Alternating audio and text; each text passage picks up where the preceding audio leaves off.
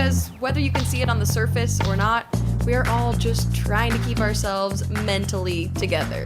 And no matter what our brains are experiencing, we're not alone, we're together. And here on the pod, we're all together in the sense that we're working on our brains. At least that's how it feels to me. You know, here on the podcast, we talk about our feelings, we talk about what's helped us, what doesn't help us, what we've learned through the struggles that we've had or are currently having. And while you're listening, you might be doing something totally different. Driving somewhere, going on a walk, cleaning your house, or your body. And hypothetically, as you're doing that, you are learning something that might help your brain or your body right now or at some point in the future. And I think that's one of the biggest things I have learned personally over the last couple of years, that I am learning and growing and changing, even if it doesn't always seem to be that way in the exact moment. Like, even if I don't feel like, oh, I'm working on myself. There's air quotes around that. Working on myself right now. There's still stuff going on in the background.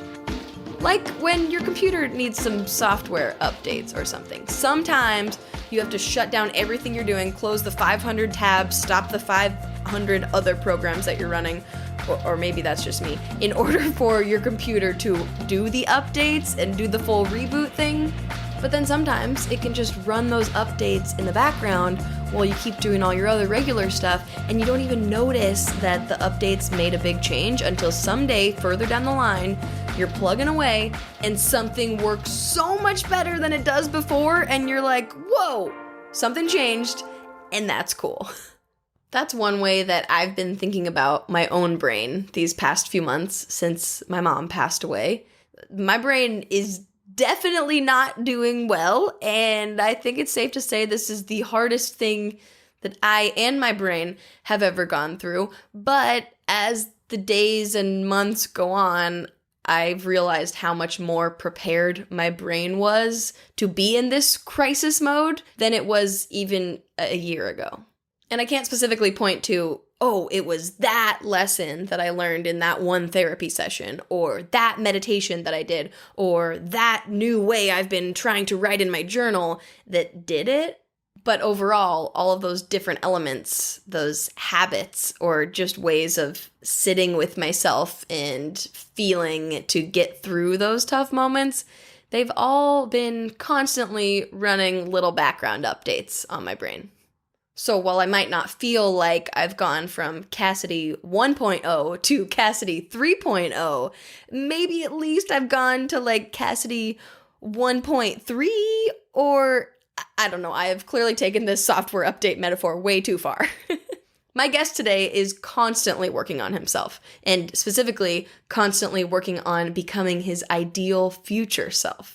And he does have a big future. He is about to graduate from college with a journalism degree. It's Malick Mercier. Malick calls himself Gen Z's journalist, and that's pretty accurate. He has reported for Instagram, like for the official Instagram, at the 2018 March for Our Lives. He has also hosted Mic.com's coverage of the Summer of Peace, and he has covered all kinds of things, like the election on TikTok. He definitely puts himself out there and is using his voice for good. On his own social media, he posts a lot about mental health, aviation. One of his goals for his future self is to become a pilot. And he talks about all the other things he's manifesting for himself in this life. So I loved talking to Malick about OCD and exposure therapy in the middle of a frickin' pandemic, how to look for and see love in the world every day, and how Gen Z might just be the best generation so far at actually asking for help. Oh, and by the way, we recorded this interview all the way back in June. Everything is still totally current and relevant that we talked about. However, if you hear Malick mention, oh, it's getting warmer outside, obviously, as I'm putting this out, it's December. It is not getting warmer outside, except in places where it is, like Australia, maybe. Anyway, I also mentioned having my first therapy appointment like a week before we recorded this, and now I've been doing that for a few months, so woohoo, progress. Anyway, just wanted to let you know, so it would make sense. So let's get into it with He's an activist. He's a college graduate about to be officially. He's Gen Z's journalist. It's Malick Mercier. Thank you so much for being here. Hello, Malick. How are you? Good. How are you? It's so good to be here. Thank you for having me.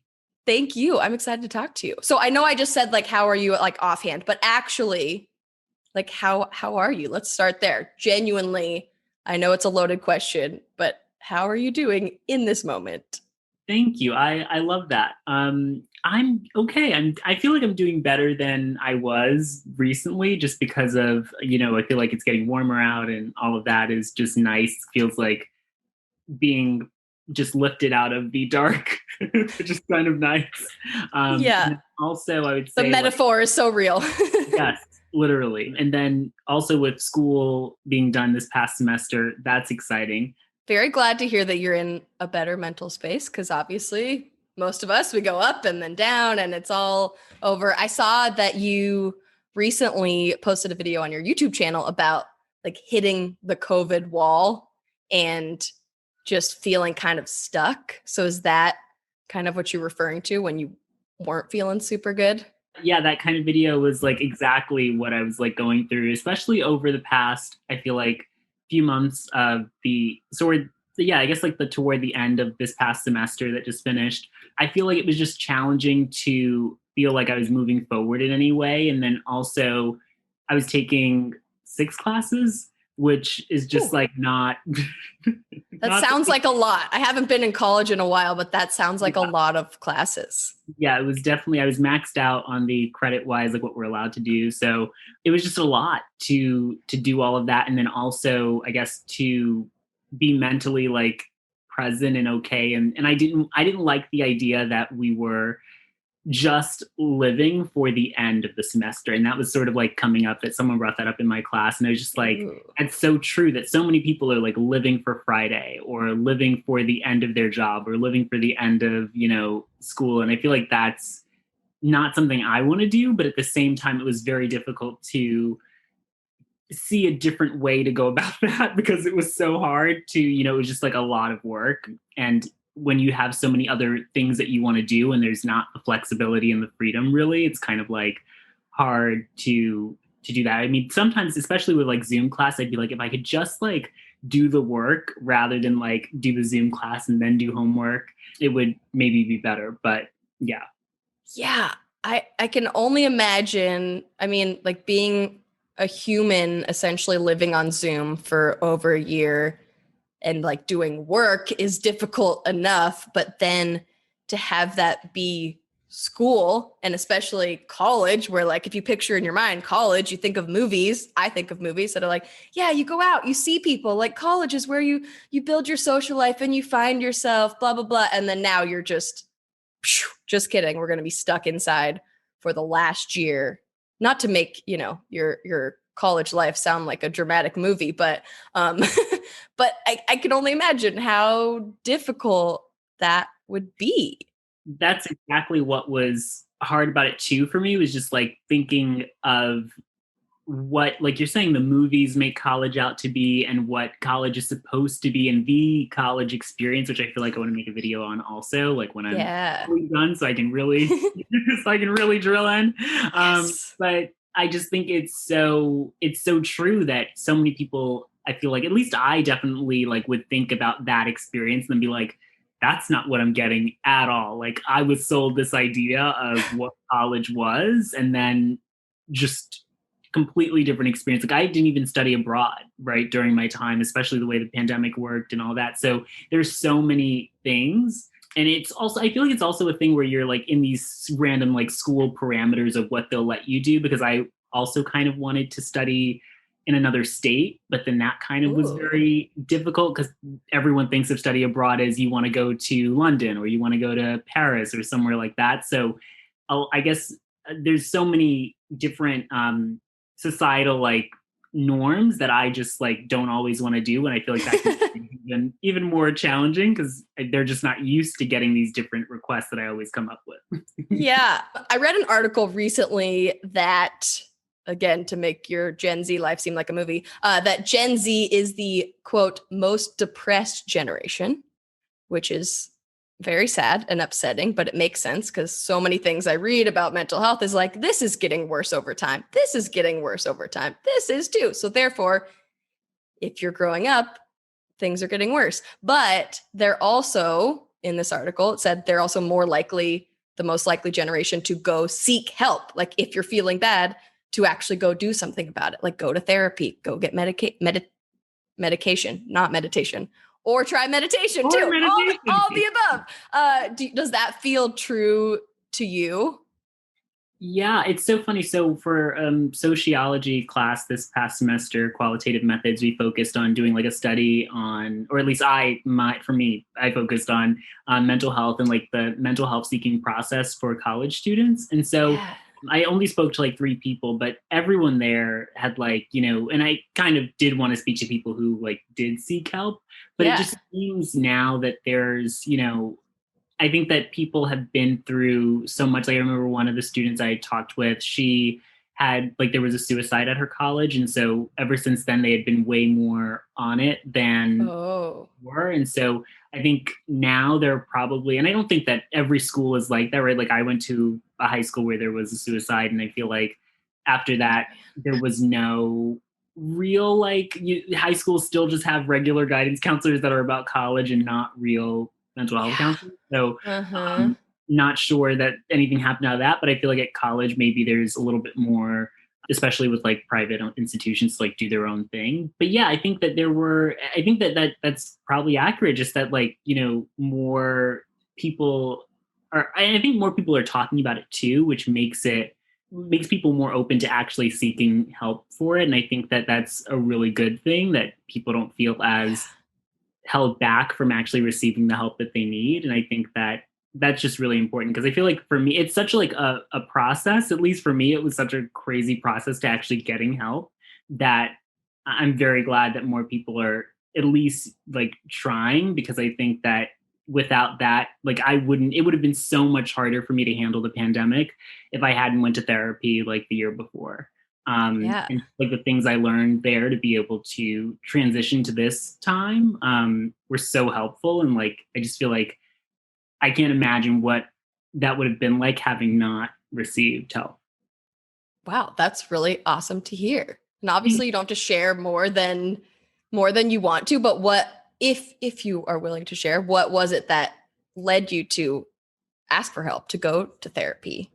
Yeah, I mean, I remember being in high school, and then I think it was a psych class, and so we were talking about like mental health at one point, or more just like not I should say mental disorders, right? They don't ever want to talk about like mental health.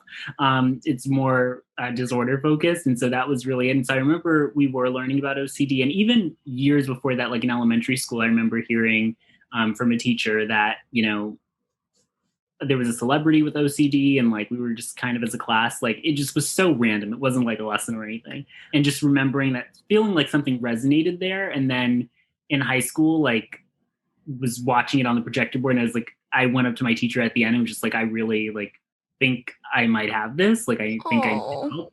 And so she was just like, oh, like then you should definitely like talk to your regular doctor and like try to get help through her, which now like, and it's not her fault, but that's like sending me now to another person. So now you have to like continue to be courageous and ask for help. It's not like you find I thought I did it. Yeah. Because I feel like that's what it's made out to be, that like the moment you talk to someone, like you're going to be like on like, they're going to connect you, and like it's just going to be magical.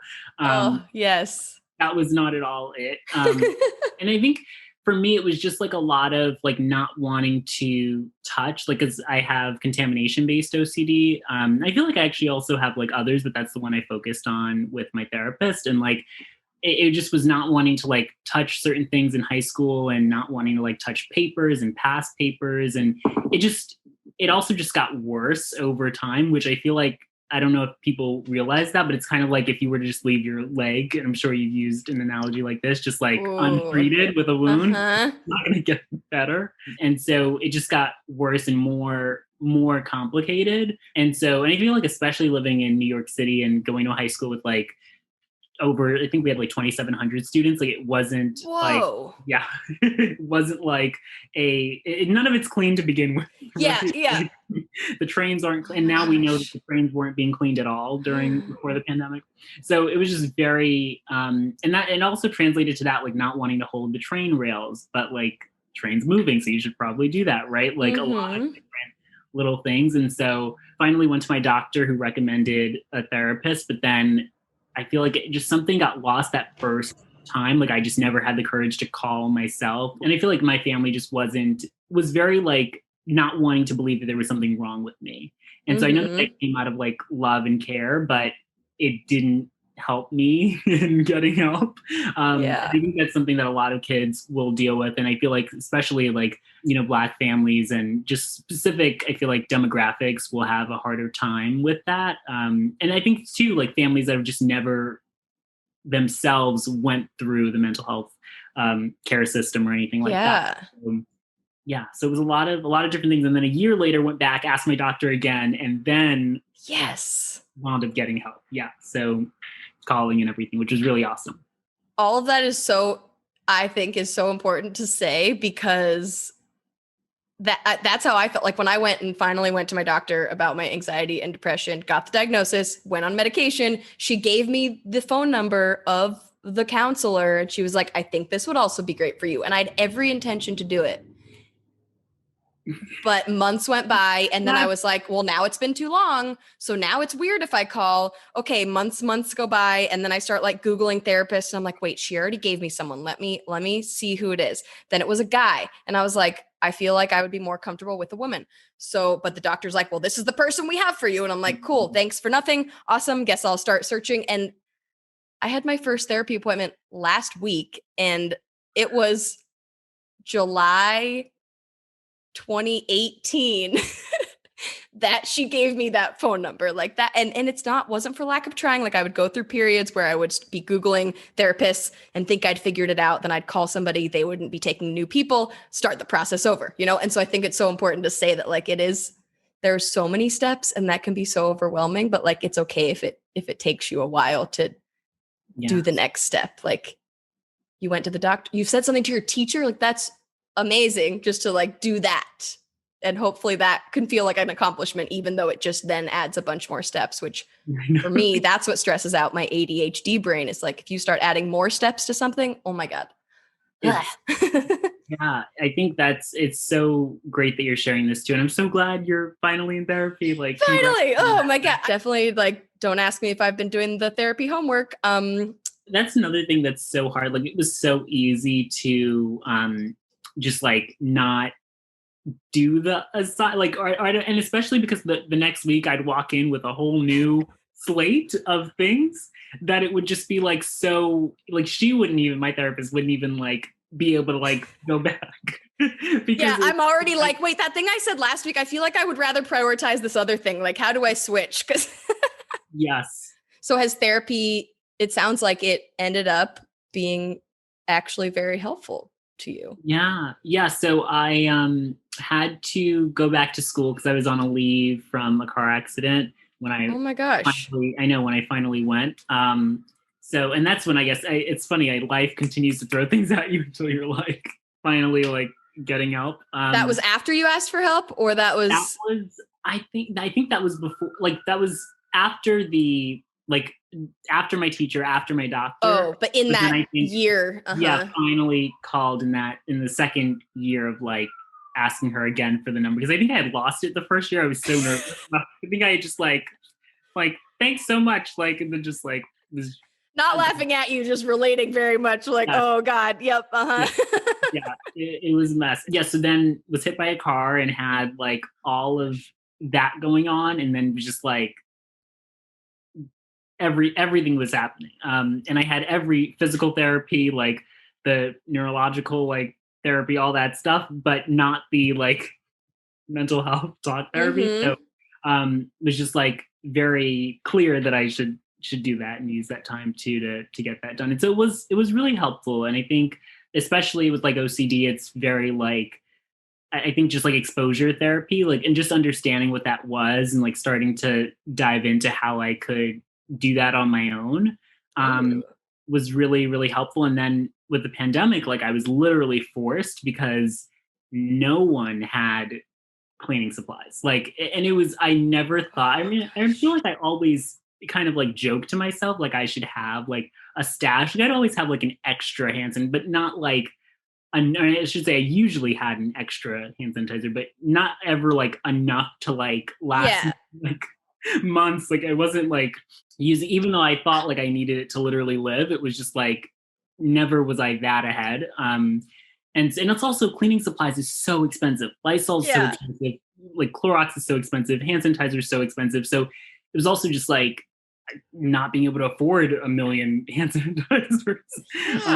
And so, or like store it in your dorm room. Like, where are you going to put? Especially when I was going back to school and then home, and then like it was just like way too much. Oh my gosh. Yeah. So then just like when the pandemic came, I remember I went everywhere for hand sanitizer. I've never went to that many stores looking for hand sanitizer. I mean, I even like started looking online. People were like, go to Staples because like people don't think there. I went to like Staples. I called every Staples. I was calling, grocery stores that I never even went to. Like just like, and everyone else is out there looking for hand sanitizer, but like you with your OCD and the specific type, like, oh my gosh, I'm just trying to imagine how overwhelming that would be and how much of a toll it would take on your brain when like all of a sudden there's like legitimate fear over germs everywhere. And that's the crazy thing, that that it was also like everyone needed it, right? It was necessary for like everyone at that point, but then no one could get it. And then also just like, and I think that's what really helped me was my therapist sort of explaining that like there are good germs and there are bad germs. And I think that's what COVID kind of did for me, was like understanding like this is an actual bad germ. Because before I had nothing to compare, like what's the difference between me like not washing my hands before I eat a bag of chips and the difference between like literally like any like the flu, like, you know what I mean? Like what, like I had no real thing that was like such a big thing to like actually compare. And so I think that was like super helpful in that way. But then like you're saying, that's when you actually need hand sanitizer. So yeah, it was just very scary. Like I was just like, this can't be happening. And, you know, my mom's a teacher, so usually there's some at her job. So I thought that would come through. And then there was none there because I guess everyone was also taking that. It was a complete nightmare. And I just kept calling and thinking like, oh, this has to like turn around and I was like trying to use less of the hand sanitizer I did have, but that was also not a like feasible option in a way, because I just like you needed it. And also the amount of hand sanitizer I was using on a daily basis was just like so much that like it was intertwined into like everything I did. Like I didn't want to touch so many things without then using hand sanitizer, which is extremely like harmful to your hands and like probably just like your body in general. It's just like not a healthy thing to keep using. But I had so intertwined it, especially at school, because like you're literally living in other dorms. And I feel like a lot of people don't think it's that gross, but for me it was like gross number like to the max. And, you know, shower shoes and all of that. I mean, and I was like toward the end of like college before COVID, like was using, I mean, they had like in the new dorm I was in, it wasn't like the whole dorm wasn't new, just like they had started adding gender neutral bathrooms, which was great because like it's an actual room with a shower versus just the regular showers in the common area bathroom. And like, because those were like my first year I was able to do that, but I really do not know. Like, I feel like that was a godsend that new bathroom was in there, because it was just. I don't think anyone should have to use those showers. Like, yeah, after COVID, and that's why when they were like offering us the chance to come back, I'm like, why would I during like, especially last semester, and I don't know, I feel like, even before the semester before last fall, they were, I think, tried and then just like didn't work out and we're just like, we're not doing this. But yeah, I was just like, especially now, it's. Ugh. Have you been putting off a visit to the doctor of any kind for way too long? I'm talking a flu shot, an x-ray, or even therapy. I know how that feels. You know you need to do it, but sometimes it just seems so difficult. That's why I've started going to ZoomCare. With locations in Oregon, Washington, Idaho, and Colorado, ZoomCare offers same-day doctor visits that you can book online or from their app. Yep, you don't have to talk to anyone on the phone. They even offer mental health visits where you can speak to a board-certified mental health provider in person or through video. That's how I've been going to therapy this year, all on my webcam from the comfort of my own couch. Oh, that reminds me, I better go book my next session. If you're ready to make an appointment of your own, head to ZoomCare.com. That's ZoomCare.com. Now, back to the show. You mentioned exposure therapy. What is that exactly for anybody that doesn't know? Yeah, so I think the full term is exposure response therapy. And so you basically start like with the train rails, for example, like you start touching things as much as you can, basically to then get used to them and to then be okay. Like hopefully like the more, and that's really what it is. I think like for me during COVID, because at one point I wound up running out of hand sanitizer, I literally like had to do exposures on everything and it was not an option. And that's, I think in a weird, like I literally was like telling myself I'm kind of in OCD rehab because like, oh my gosh, yeah. Like I was thrust into an actual like exposure kind of like simulation where I like didn't have a choice. Like I literally was like, I feel like if I had went to a therapy place where you like stay, like I was like, who knows how much I would have paid for like, like, just like doing where you could do it on your own, but it's so painful to do on your own. Like it's so, I will never forget like that first night in bed without having sanitized and like showering didn't help. Like it just felt like I was dirty. And so it was just like that for like weeks at least until we were able to even get like, I guess like the all-purpose cleaners that were like starting to be available. And it was so odd because I would like check the news and they were like, oh, don't worry, you know, hand sanitizer, we've got double time staff. Like, you know, they were saying all of these things, like we've hired all these people, we're pumping it out, it's going to be on the trucks in no time. And it just like never would come. Like even Clorox wipes, like to be able to wipe things down.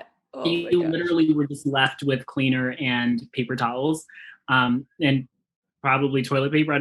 No toilet paper. Oh God, yeah. What was there? So that was really, really hard. And I had initially just started with doing exposures when I was in therapy, like I said, like touching the train rail and like trying to be like okay with that. But if I knew something were dirty, like in school, like if a teacher like coughed in their hands and then handed out a paper, oh no, I like literally, it was so hard. Like I couldn't do exposure then because I was just like, I literally know that this is dirty. Like even if this person's not sick, even if it's just, to me was just like made me so OCD conscious. And so then I know people like finally started to learn about cross-contamination.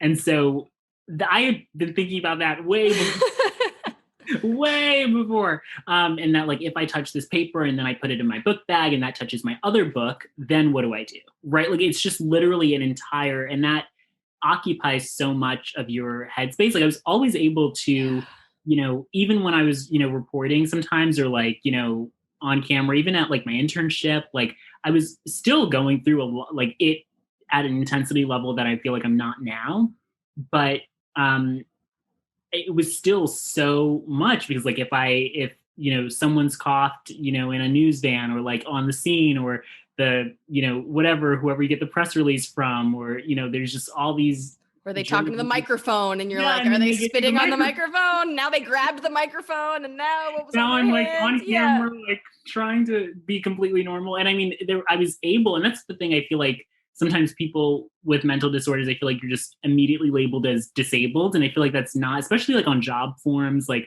they'll put that as like, when I'm like, I can like do this. It's going to be, no one will really know, right? I'm never going to like be live on TV and just not talk because, you know what I mean? I would just suffer at night. I would just suffer at home. And I feel like that's something that many people do, right? They, no matter what they're like going through at work or at school, they bring it all home. And that's when like everything is a mess, but during the day you're put together and it looks like everything's normal. But it's still hard, and it's I just think that there needs to be more understanding that it's not always so clear, right? You never know what someone's going through. Absolutely. Yeah. They can be struggling at home. Later, you can be struggling in that moment. So you can be struggling with something mentally and still be doing your job well from the outside and have nobody think anything different of it, which is good. But also, yeah, we need to understand that there might be something underneath everything. Yeah. And I think that's also the thing when you're high functioning with a mental illness, you're like, it's so easy to, I think, not get help sometimes too. Like it's so easy to, and I'm lucky that I was someone that was like, oh no, this is annoying. Like this is like, I can't do this anymore. Like I want help. But I know that not everyone's like that. And so it's much harder. I feel like if you are able to perform at everything and then are struggling and you just like, it's, if you're not someone who wants help or like who really sees like a benefit in it, I feel like it can be much harder to take that step. So hopefully people do that.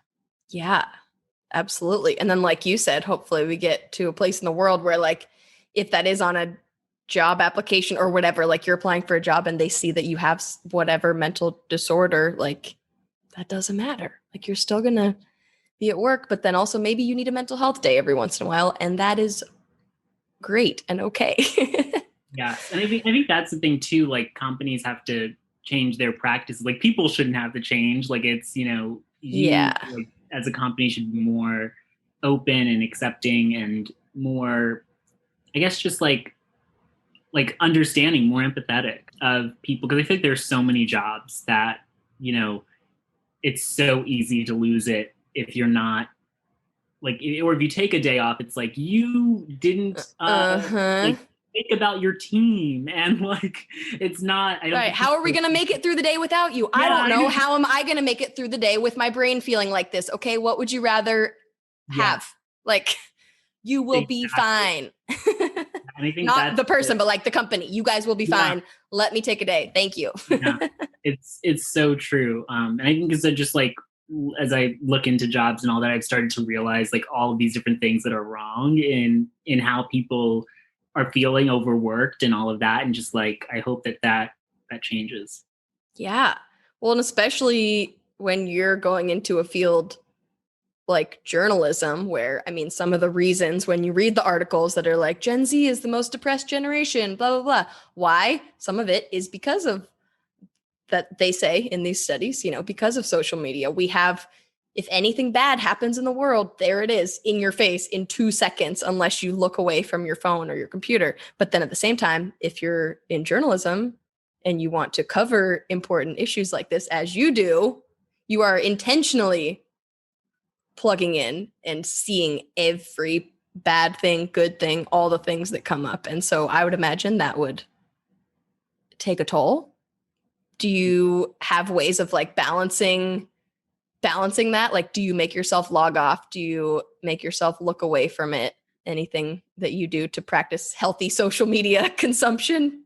Yeah, I try to. I feel like, and this is something I think I want to like share on my Instagram too. Just like I think I was putting a lot of pressure on myself to keep my Instagram story updated all the time. And as the years went on, at least for me, like my story views are not where they were in 2018 or I feel like that's when they kind of launched, which was amazing. And just like now I feel like Instagram is pushing other things and I wasn't realized because I guess I just like story and like the vlog format and just like updating people. But at the same time, like I think I was putting so much pressure and then not seeing results. And then that was extremely frustrating. And so I feel like now trying to take the pressure, like I think I should be more mad at myself if I don't make a TikTok than if I didn't update my story, or then if I like, you know what I mean? Like I think I should be more, so I think it's just like kind of trying to also like change with the times and be more adaptable and understanding that like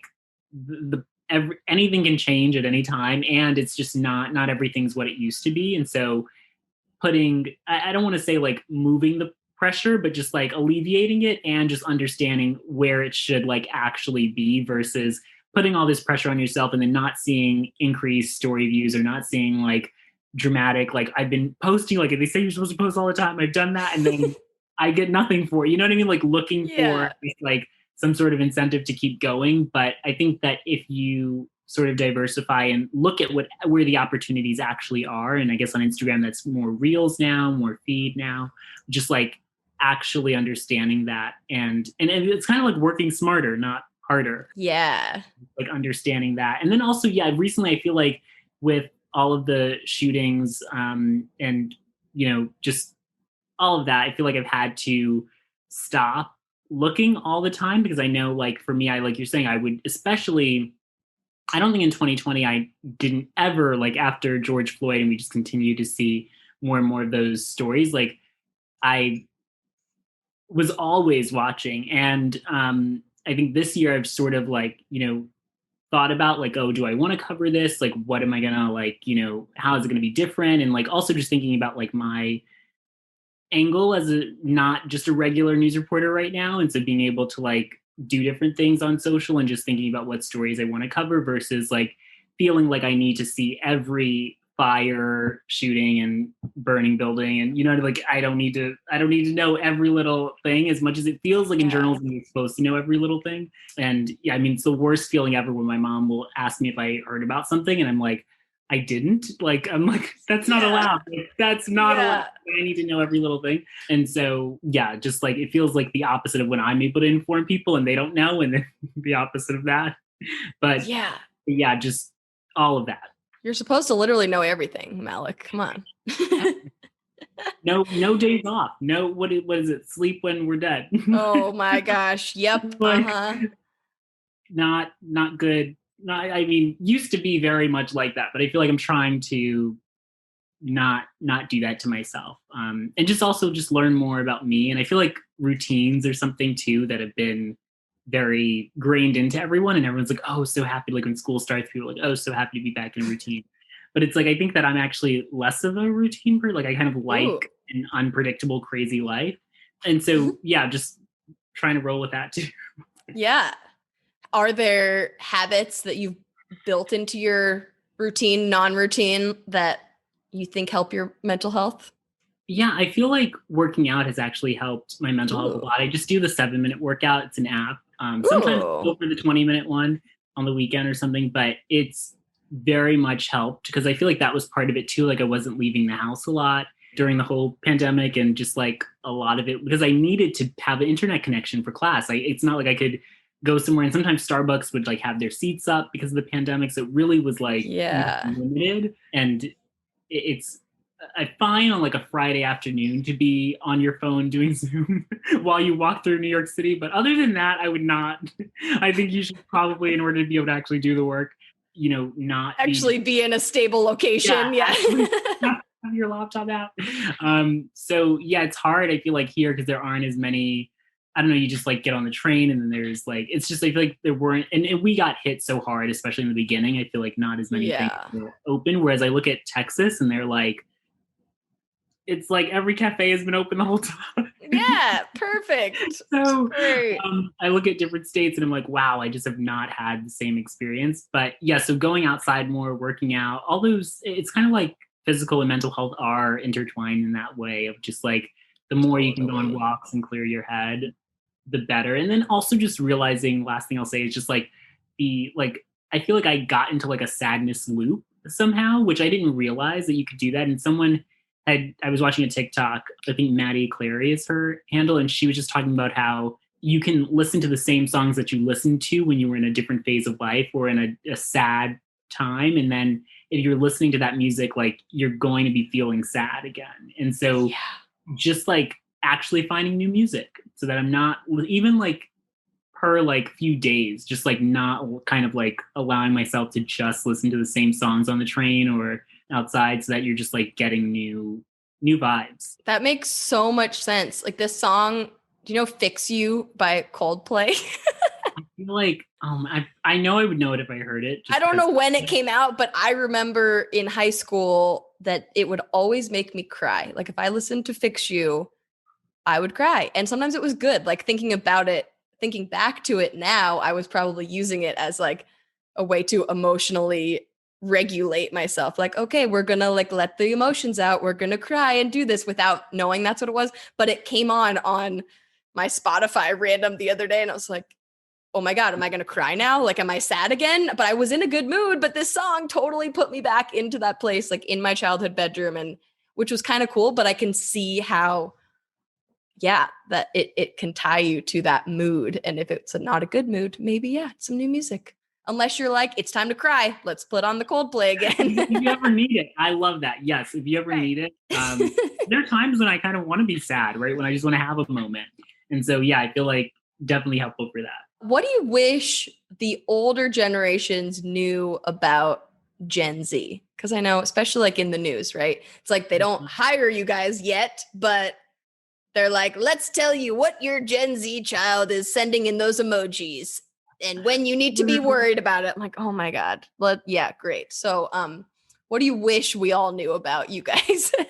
Yeah, that's so funny. I feel like those stories, specifically the one like defining the emojis, like hide them. I guess I just wish that they understood that I feel like we like so many times I hear like that we've been through so much just, and now with the pandemic, it's just like an added thing, right? Of just like trauma or, just like all of that. And so I feel like just understanding that a lot of our generation is like, I think like trying to heal and trying to like get better and trying to just like make friends and do like just normal things, right? But at the same time, like it's just through different outlets.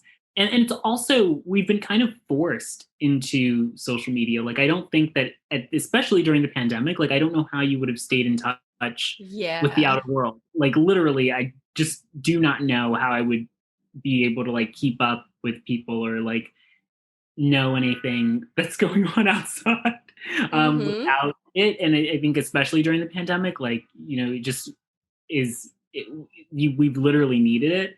And so I think that understanding that, and then I also said it on Instagram panel once, like when we're on our phone, we're on our voice. And at least that was for me. And I think that that's just like very true. Like that we're not using, like, it's not just our phone and like just for fun. Like I feel like now there's so many young people that are creating brands literally from their phone. Like, creating clothing lines and like sharing them and creating like different videos and like, and also like doing that for a good cause, like knowing that there are proceeds donating to this organization or whatever it might be. There's so many people doing good things. And I think, especially for the older generation, to just like, and I'm thinking of course of journalism, kind of like you said too, just like there's so much corruption, and we've been able to watch, like we've watched the Me Too movement, like we've watched, like, I mean, I didn't super look up to Charlie Rose, but like knowing that was like some journalism kind of inspiration, and then like, seeing that, and when it hits you in a different way, right? When you can, and I'm sure there are so many journalism students out there who looked up to maybe Matt Lauer or like all, you know what I mean? So it's just like, when you start to realize that the people you idolized or whatever are literally doing, not even just like they're not like great, but like they just like they're literally doing the wrong thing. At 40, 50, 60 years old, like, you know what I mean? Like, so I think it's just like, and yet you're expected to be perfect.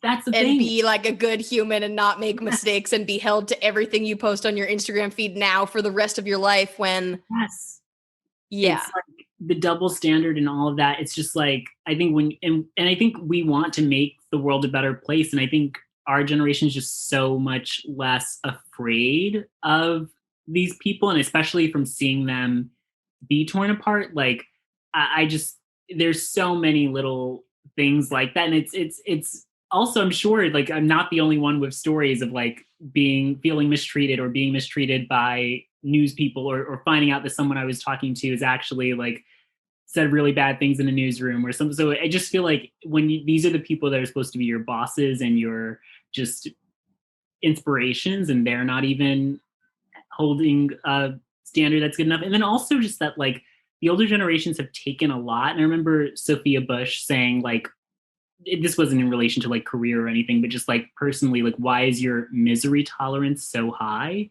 Like, you know, and I think that like, I think she was like comparing it to another, like a, not like an alcohol tolerance, but just like a happy tolerance. Like some people have like, you know, a big tolerance for that, but why is it that some people have such a high misery tolerance? And I feel like I've been there at some point where I'm like, I'll take anything from anyone. It's just like now I'm like, no, like there needs to be boundaries and there needs to be respect and there needs, you know what I mean? That needs to happen for everyone.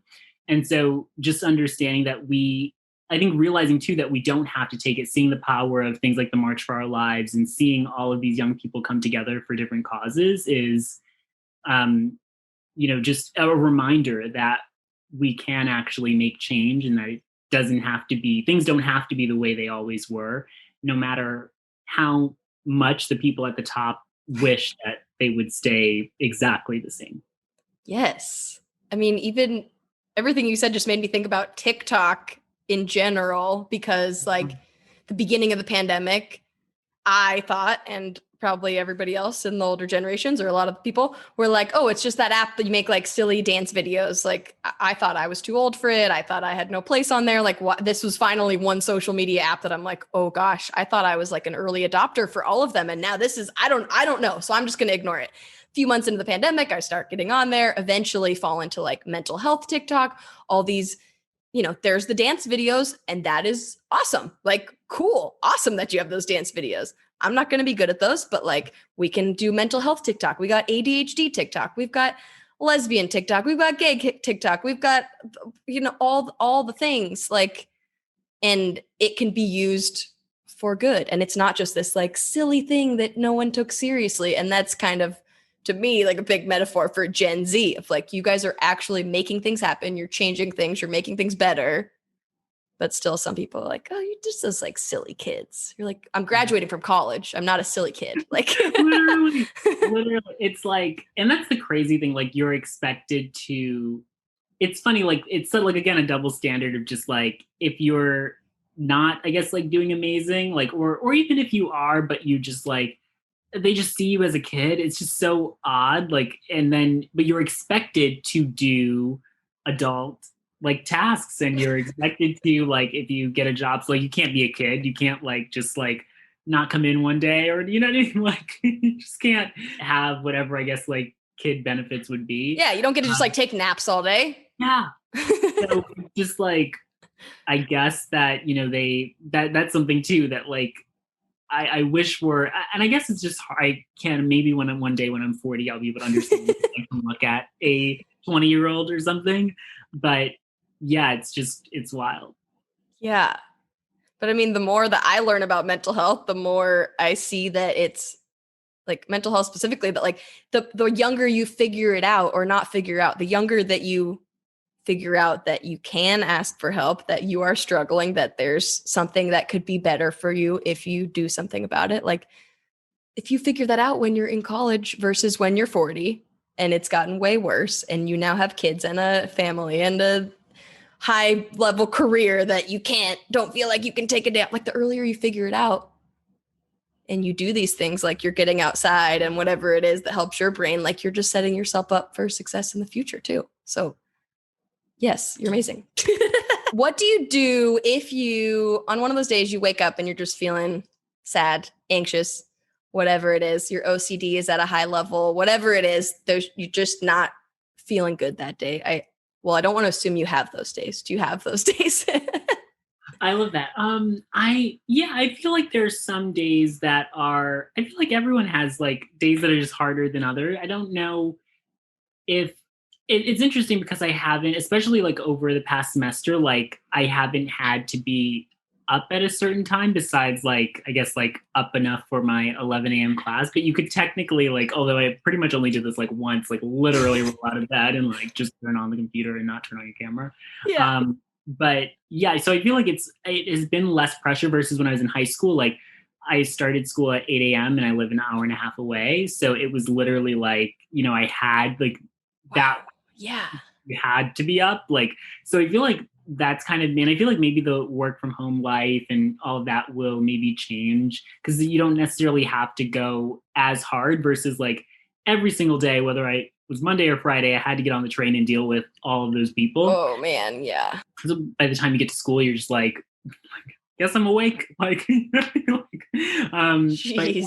so I mean, that you kind of like didn't have a choice, but now I feel like it's a little bit more flexible. So I think just like having the opportunity to take it slower if you want to, or feel like you need to, is something that I think is great and maybe should like stay in some capacity if people can do like hybrid days or whatever. And then I'll also say I just got this. Well, I had this app Alarmy from a while ago, but I just saw this on your TikTok. yeah, no way, yeah. So I was like, I screenshotted it because I was like, wait, I need to like download this later and look at this. yeah, it's so cool. So it is like $3 a month or whatever for this additional few features of ways that it can wake you up.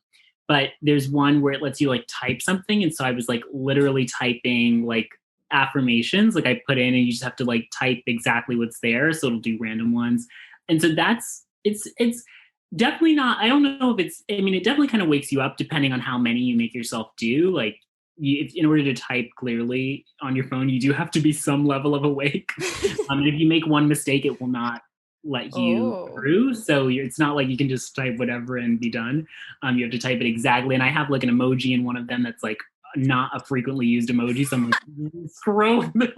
Oh gosh, that seems harsh for first thing in the morning. I know, at a point I'm like, please just stop.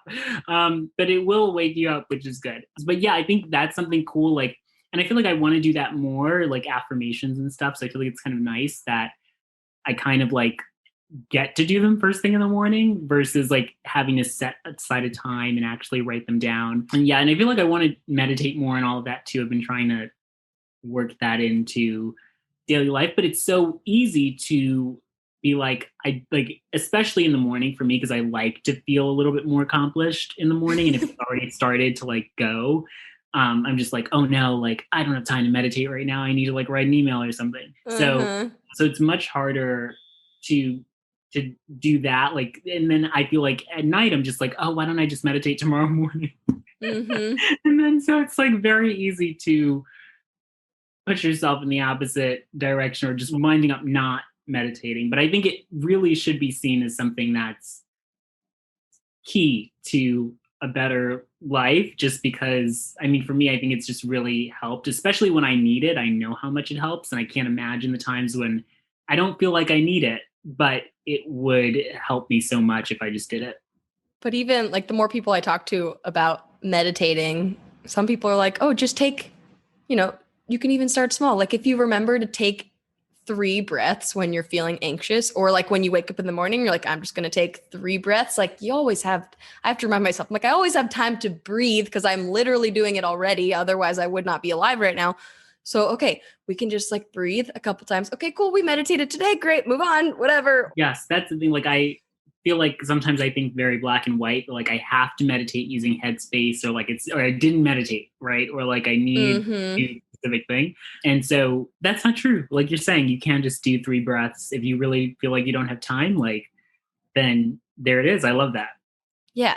There's always time for like something tiny, but also if you don't do it today, also cool. Like gotta be nice to yourself. Cause I definitely have a habit of like, I'm going to do this every day. And if I fall off the track, then I'm a failure. No. If I did it the day before, like, ooh, that's a win. That's great. So true. If you've made it this far into this episode of Mentally Together, there's a chance you're enjoying it, maybe? So if you want to know more about what goes on behind the scenes of this show, come hang out on Patreon. By becoming a patron, you'll get the video version of each episode early, get to be the first to ask questions of each podcast guest, and get to see deleted video clips from each episode. Oh, and you'll hear things you won't hear anywhere else. Like from this episode, Malick and I chatted a bunch more, as you'd probably expect. So we talked about what it's been like basically growing up with social media and how that's affected his mental health, and what his favorite social media app is, and which one we both feel like is kind of a safe space where you can talk about anything. That's over on Patreon. You can sign up and support our show at patreon.com/Cassidy Quinn. Again, that's Patreon, patreon.com/Cassidy Quinn. Now back to the show. Okay, now it is time for the speed round. Are you ready? What was that? I like it. I'll put some like drum sound effects. Yeah, exactly. Drum us in, Malick. Okay, when was the last time you cried?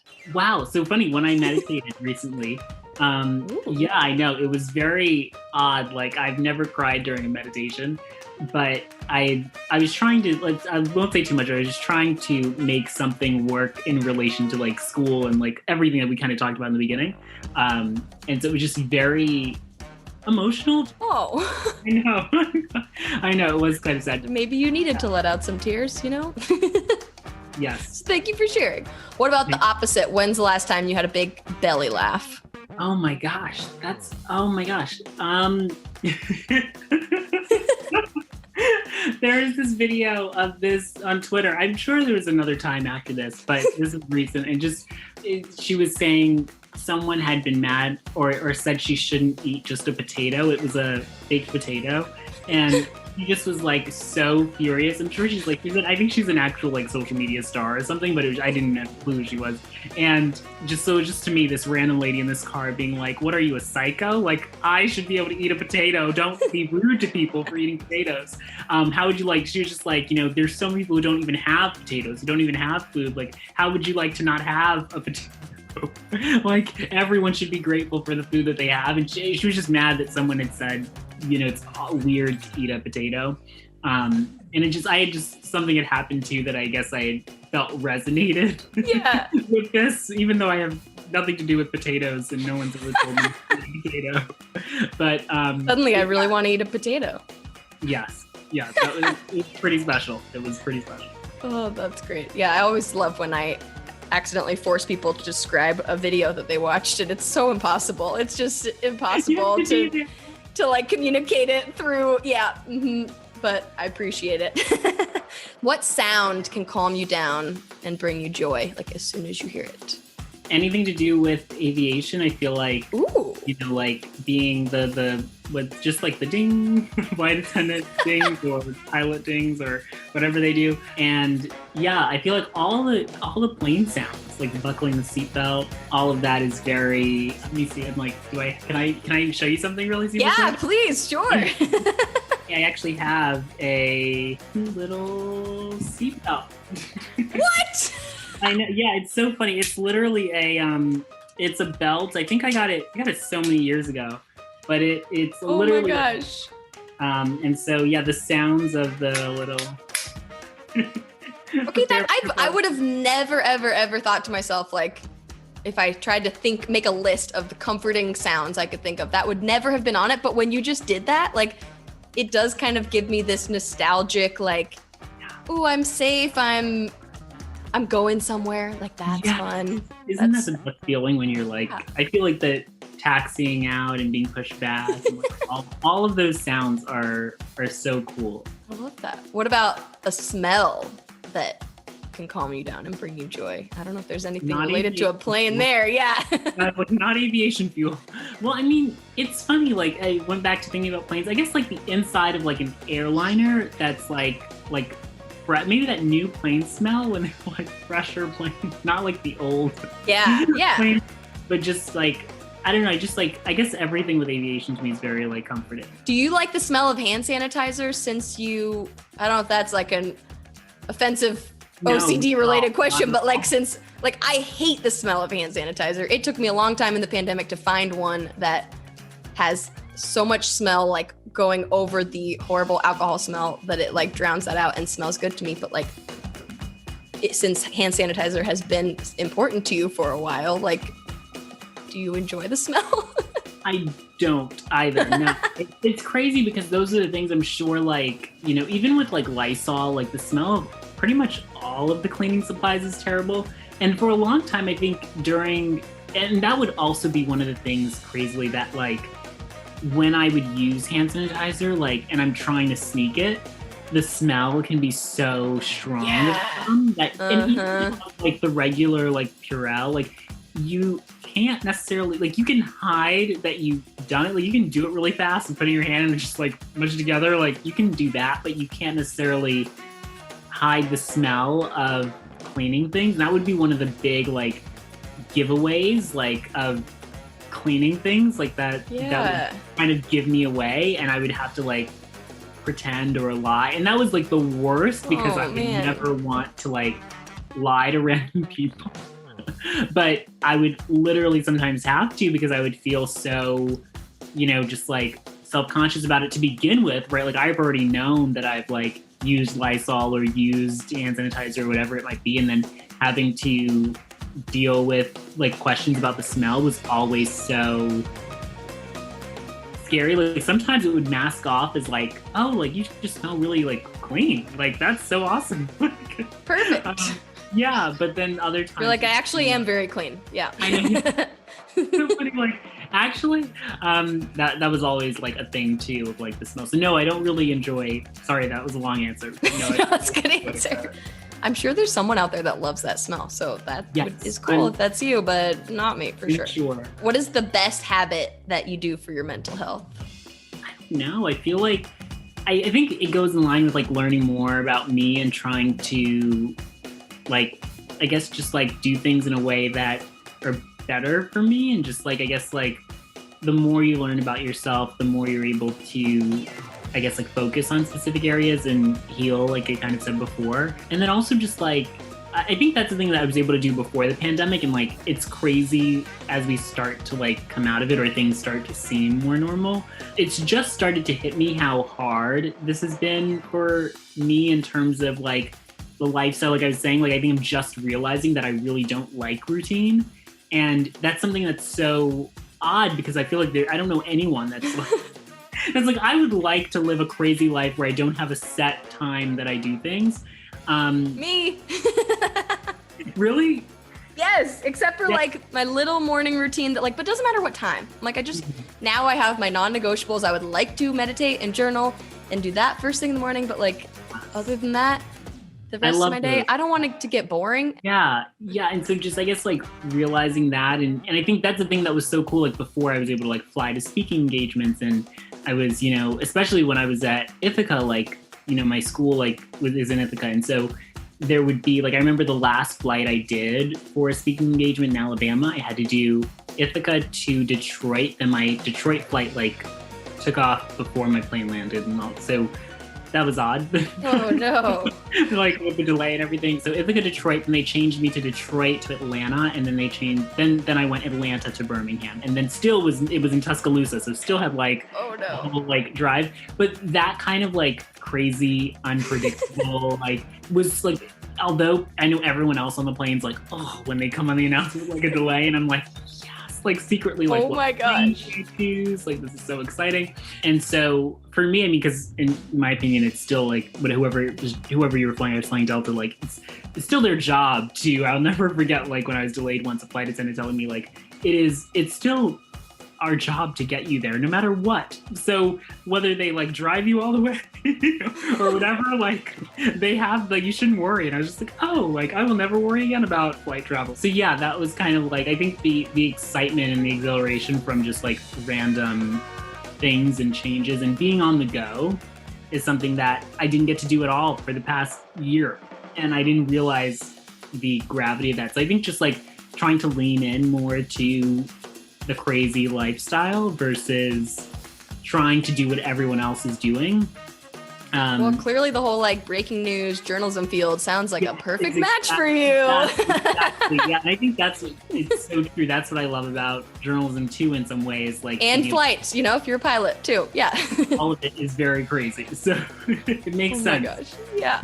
What about the worst thing you do for your mental health that you think maybe you would like to stop doing as much?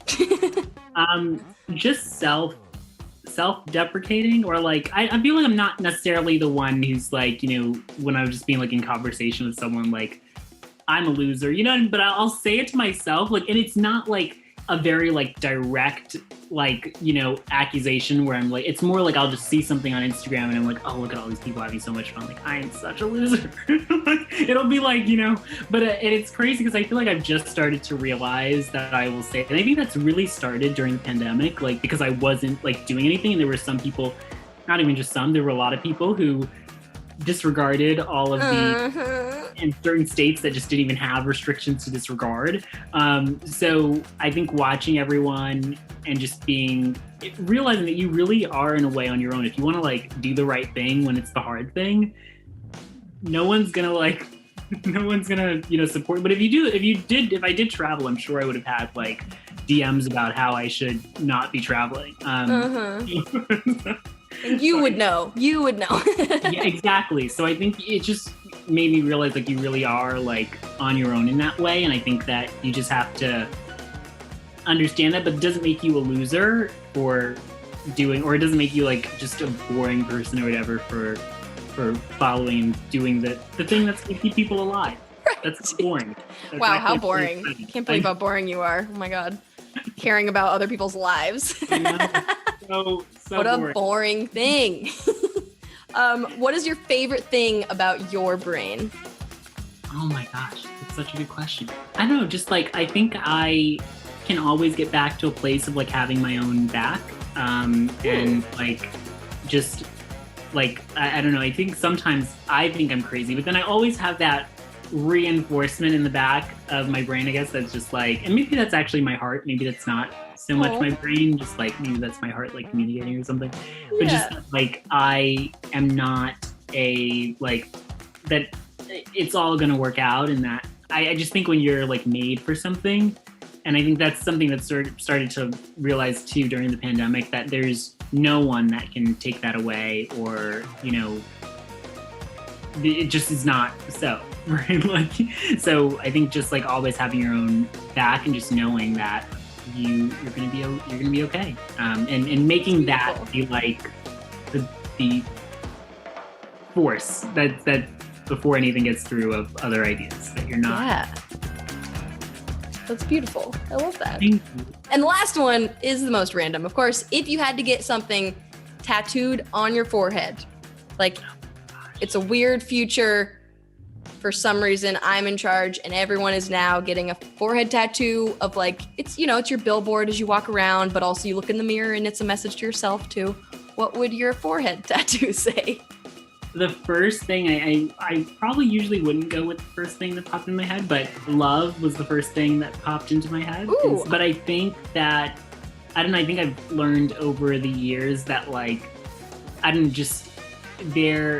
lot of people like, love is like a word that's like thrown around a lot, but I think that or at least I've like started to just learn that like when there is genuine love and also when you start to see love in everything, basically the like gist of versus looking for crime and trauma and pain and all that. Because it's very easy, I feel like, especially when I end up on the train all alone, I'm like, like be all alone.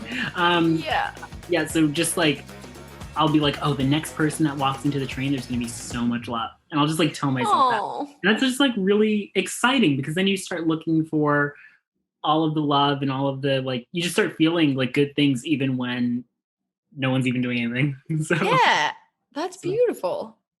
That's cool. what I love. That's great.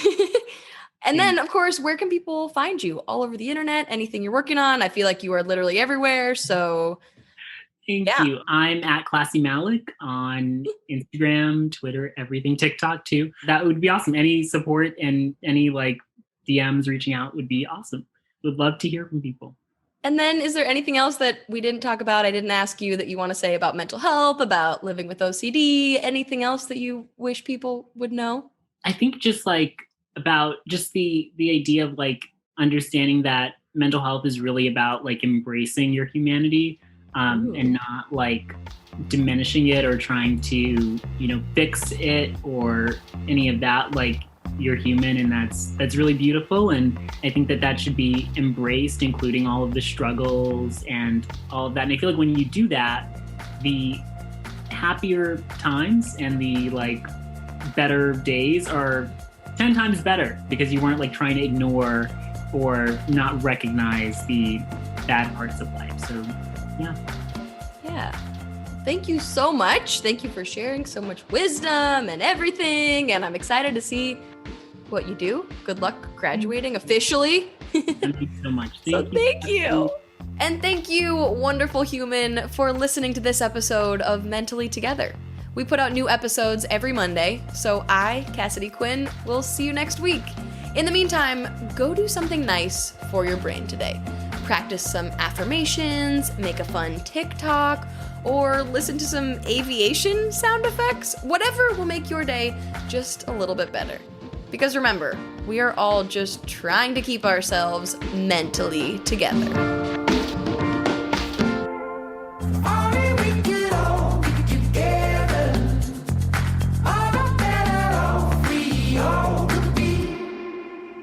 Mentally Together is produced, hosted, and edited by Cassidy Quinn in collaboration with Koba FM, a podcast network that is all about community, baby.